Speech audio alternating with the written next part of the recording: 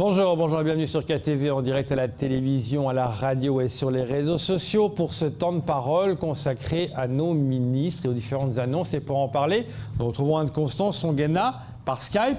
Bonjour Anne-Constance. Bonjour Léo. Alors, première question Anne-Constance sur les différentes annonces qui ont été annoncées par les ministres. Un sujet important, c'est le thème, c'est les mots du ministre de l'Intérieur, de rendre Mayotte moins attractif. Qu'est-ce qu'il veut dire par là ? Oui, c'est complètement paradoxal de dire rendre Mayotte moins attractif alors que les chefs d'entreprise et les administrations cherchent à rendre Mayotte plus attractif pour pouvoir attirer des profils.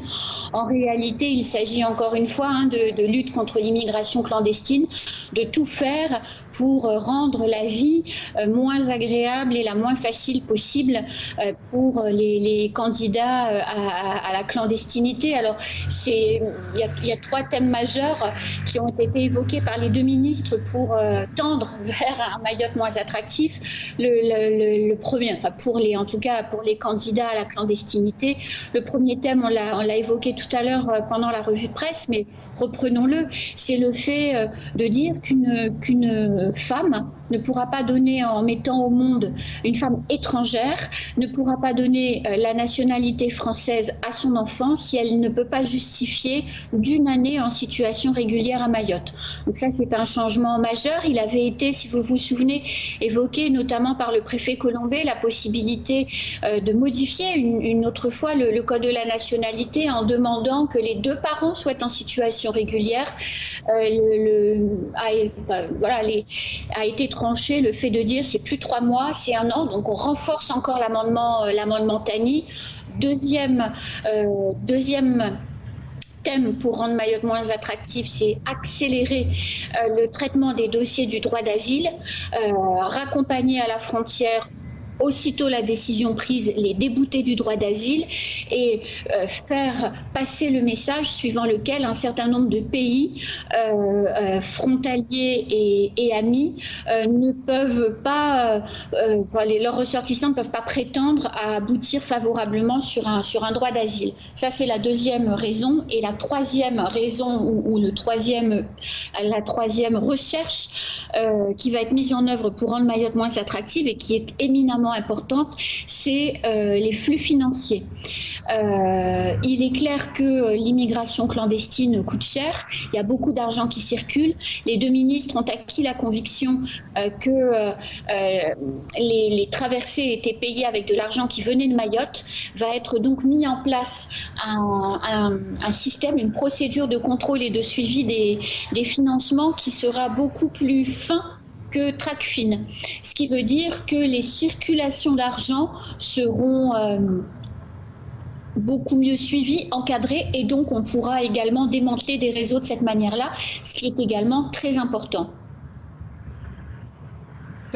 Quand est-ce que ça va être appliqué? Parce que comme le syndicat l'a dit ce matin, ce sont des annonces, mais est-ce qu'il y a une date qui a dit, voilà, quand il annonce maintenant c'est 1 an, enfin tout ça moins attractif, est-ce qu'il a dit à partir de maintenant, du 1er septembre, en octobre, est-ce qu'il faut attendre combien de temps pour que ça se mette en place réellement? Alors sur ces sujets-là, je ne peux pas vous répondre. Les ministres n'ont pas précisé si ces dispositions allaient être mises en place via un décret, via une circulaire ou via la loi Mayotte. Donc je ne peux pas vous répondre. Une chose est sûre, c'est qu'ils ont annoncé la mise en place d'un système d'information unifié pour pouvoir contrôler mieux les déclarations d'enfants et notamment les enfants étrangers, puisque visiblement à ce jour, les mêmes pièces justificatives se retrouveraient dans plusieurs dossiers dans différentes communes. Donc le système d'information unifié, lui, permettra effectivement d'être efficace et tout de suite. Ça, je pense que sur cet aspect-là, il n'y a pas besoin de circulaire ni de décret. Ça peut être mis en œuvre tout de suite. Autre annonce qui fait beaucoup parler, et pas forcément en bien, la fameuse convergence qui était prévue pour 2036. Alors, on l'espérait plus tôt et ils ont annoncé une avancée, mais de seulement 5 ans. C'est-à-dire que si je calcule bien, ce ne sera pas avant 2031. Ça veut dire que c'est long, encore 10 ans. Et là, ça fait polémique. Bah oui, parce que ça veut dire que les salariés du secteur privé à Mayotte ne vont pas pouvoir bénéficier des mêmes droits à la retraite ou des mêmes droits à l'indemnisation chômage que des salariés de métropole avant 2031. Et ça reste profondément injuste. Et d'ailleurs, hier, à la mairie de Mamoudzou, quand on attendait les deux ministres pour les échanges avec les conseillers départementaux, ça faisait beaucoup écho chez les élus qui disaient finalement toutes les annonces et tous les moyens sont encore mis pour les Comoriens et les Mahorais attendent. Et c'est un peu le fil conducteur des... Enfin, en tout cas, c'est la première analyse qui ressort pour les élus, alors en off et dans des discussions conviviales. C'était pas du tout des prises de parole politiques, mais en tout état de cause, c'est quand même ce que les élus un certain nombre d'élus ont en tête aujourd'hui. Les élus qui ont été donc rencontrés, évidemment, les ministres. Parlons du programme d'aujourd'hui. La séquence d'aujourd'hui, elle est consacrée justement à la LIC. Alors, il y a deux séquences très importantes consacrées à la LIC. Là, ce matin, les ministres sont en mer, donc avec la PAF, tout simplement, et la gendarmerie, pour pouvoir suivre une opération de contrôle LIC. Je pense aussi que du coup, ils pourront aussi voir fonctionner les moyens aériens et donc de pouvoir mieux se rendre compte de comment l'avion signale aux intercepteurs la présence d'embarcations, permettant ainsi aux intercepteurs de se rendre efficacement et directement à l'endroit où une embarcation a été signalée. Donc ça, ils vont faire ça ce matin. Et cet après-midi, ils seront à Ouangani pour une séquence habitat informel. Ils vont avoir une déambulation qui est prévue dans un quartier informel de Ouangani pour pouvoir se rendre compte des conditions de vie et de la manière dont on vit dans ces quartiers. C'est important de pouvoir... souvent on parle marchand de sommeil, on parle immigration clandestine, on parle conditions de vie déplorables, mais tant qu'on n'a pas vu et qu'on est métropolitain, on ne se rend pas compte de ce qu'est un quartier informel ici à Mayotte. Donc c'est très important que les ministres fassent cette déambulation pour se rendre compte de toute la violence qui est celle subie par les Mahorais, aussi par les populations clandestines, mais également aussi par les Mahorais, puisque les conséquences de cette immigration clandestine se retrouvent dans toutes les politiques publiques et on le voit bien, la plus grande partie des annonces qui ont été faites par les ministres jusqu'à présent visent à corriger des conséquences ou des dysfonctionnements liés à cette immigration clandestine. Oui, mais quand vous parliez justement de cette séquence cet après-midi, ça me fait penser à celle de Castaner qui avait eu à la vigie. C'était pareil. Je veux dire, alors on refait la même séquence 2 ans après avec un autre ministre pour montrer les mêmes choses. C'est pas que là il y a un petit problème.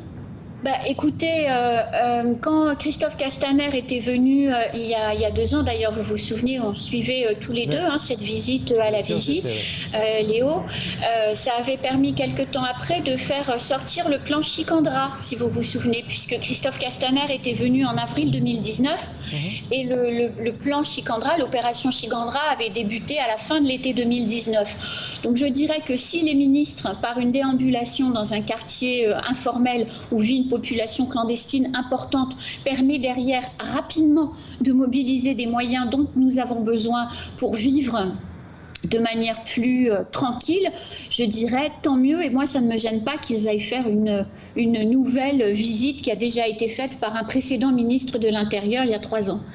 Autre sujet dont vous releviez ce matin dans la revue de presse, c'est la vaccination.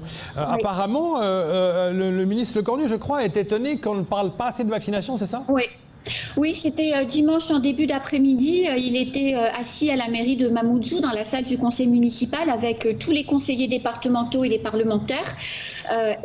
Quand il a pris la parole, il a dit qu'il sortait d'une séquence avec le monde économique et qu'il avait été extrêmement surpris et très étonné depuis son arrivée samedi matin qu'aucun interlocuteur ne lui parle de la vaccination, que c'était un sujet qui n'avait pas été abordé et que, de son point de vue, il ne pouvait pas pas y avoir de reprise économique s'il n'y avait pas de vaccination, puisque tout pouvait basculer à un moment ou à un autre. Et il a rappelé aussi que les autres départements d'outre-mer subissaient de manière extrêmement violente une nouvelle vague épidémique de personnes non vaccinées avec le fameux variant Delta, et qu'avec notre taux de vaccination qui progresse, mais pas assez rapidement, on est sujet, selon lui, à pouvoir subir une nouvelle vague épidémique, et la vaccination reste le moyen le plus efficace pour lui d'atteindre une autre forme de tranquillité, cette fois pas celle vis-à-vis de l'insécurité, mais celle vis-à-vis du coronavirus. Justement, donc ça veut dire que la séquence de demain sera importante pour le coronavirus, vu que demain,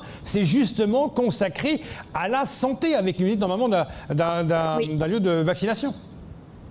Oui, alors il sera effectivement à visiter le centre de vaccination de Petite Terre, et je pense aussi qu'à l'occasion de ce déplacement en Petite Terre, il aura aussi à annoncer que la construction du second hôpital est acquise, et peut-être même révélera-t-il le lieu d'implantation retenu pour que ce second hôpital soit érigé. Donc ça, c'est important. Relevons maintenant juste un point sur hier. La journée d'hier était importante pour le conseil départemental parce qu'il a reçu, il a été reçu par les élus et par ce nouveau CD. C'est important, ça aussi.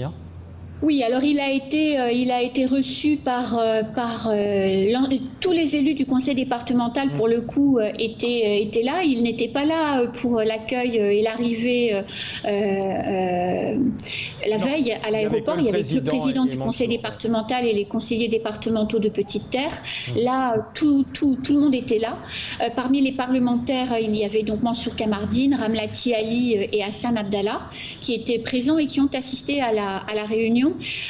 Et le président du conseil départemental a joué une partie politique assez fine, puisqu'il a rappelé les mots du conseil, les mots de Mayotte, c'est-à-dire la pauvreté préoccupante, l'insécurité galopante, l'immigration clandestine non contrôlée, le manque d'infrastructures. Il a rappelé ces points-là, et il a aussi rappelé qu'il s'agissait maintenant, en tenant compte de ces difficultés, de pouvoir développer Mayotte, mais surtout sans jamais oublier que les habitants de Mayotte se sont battus, et se sont beaucoup battus, pour vivre dignement dans la République. Sous-entendu, donnez-nous les moyens de vivre dignement dans la République. Et ça fait aussi écho aux séquences de la veille où a été quand même pointé du doigt par les ministres la défaillance de l'aide sociale à l'enfance, pilotée par le conseil départemental. Oui, c'est ça. Donc il a joué une copie politique très fine, en remettant chacun à sa place, et en rappelant que oui, pour faire des choses, à condition d'avoir les moyens. La réponse de Sébastien Lecornu, elle a tenu en 3 points qu'il souhaitait aborder avec les élus départementaux.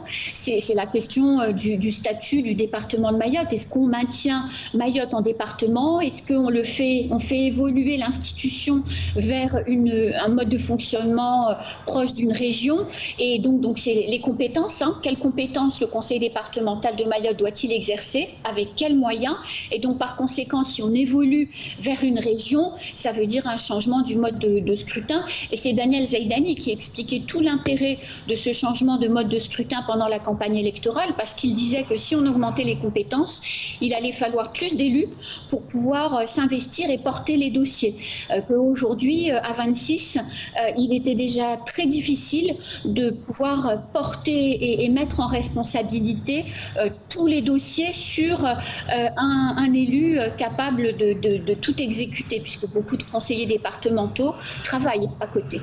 Évidemment. Et d'ailleurs, nous recevrons Benissa jeudi sur ce plateau qui nous parler. Alors jeudi matin, Patrick Mignon recevra dans le cadre de l'émission CQFD, donc de 7h à 8h dans la matinale, il recevra le président Benissa, donc une première séquence pour commenter les annonces qui ont été faites par les ministres, et puis une deuxième séquence pour parler de la rentrée politique qui sera la première de Benissa en tant que président du conseil départemental. Comment il compte s'y prendre, comment ça va se passer, quels vont être ses grands sujets. Et puis, ce sera important. Et également, le ministre Lecornu a parlé des Jeux des îles. Il est venu sur... C'était étonnant, on ne le pensait pas, mais il a abordé ce sujet. Alors, il a abordé la question des Jeux des îles, a aussi été, pendant l'échange entre les conseillers départementaux et le ministre des Outre-mer, a été réabordé la question des Jeux des îles et le conseil départemental a demandé la mise en place avec l'État d'un contrat spécifique pour les Jeux des îles pour assurer les deux aspects, c'est-à-dire à la fois le développement des infrastructures, qu'elles soient sportives ou qu'elles soient hôtelières, pour pouvoir organiser les compétitions, mais aussi accueillir les sportifs des différents pays et leurs délégations, mais aussi pour le pilotage diplomatique du volet Jeux des îles 2027. Parce qu'effectivement, si Mayotte accueille les Jeux des îles en 2027, mais que les sportifs mahorais ne peuvent pas, et je reprends les mots qui ont été cités par la conseillère départementale qui a questionné le ministre de l'Outre-mer, si les Mahorais ne peuvent pas revendiquer leur identité et leur amour de la France, ça va être un peu compliqué.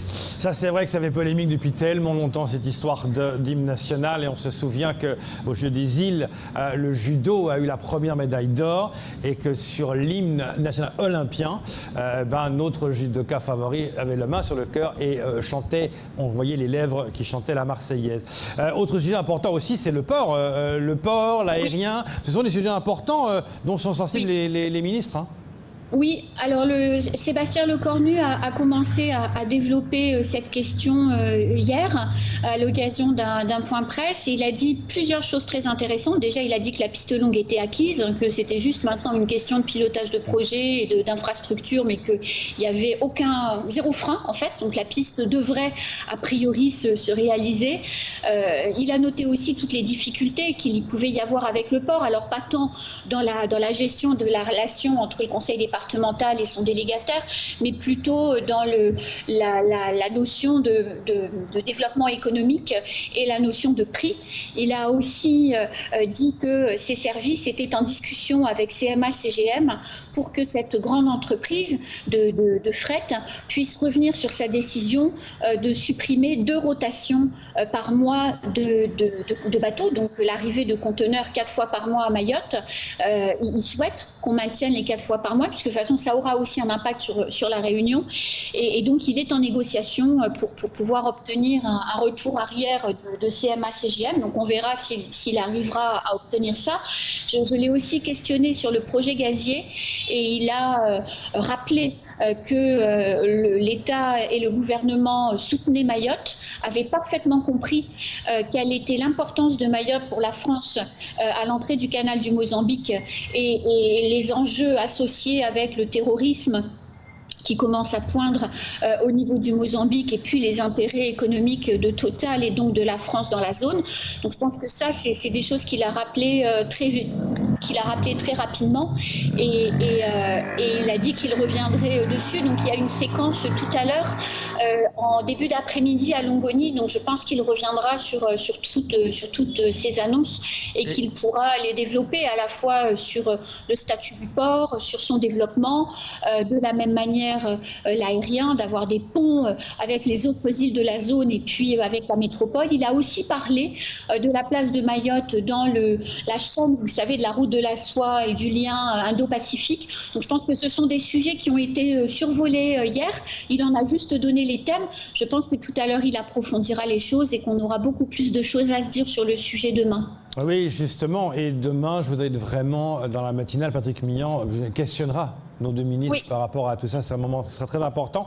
Merci oui. Anne-Constance Songuena de votre éclaircissement précieux et bonne journée. Bonne journée, Léonard. Bonne journée, Anne-Constance. C'est tout pour ce temps de parole. Tout de suite, vos programmes.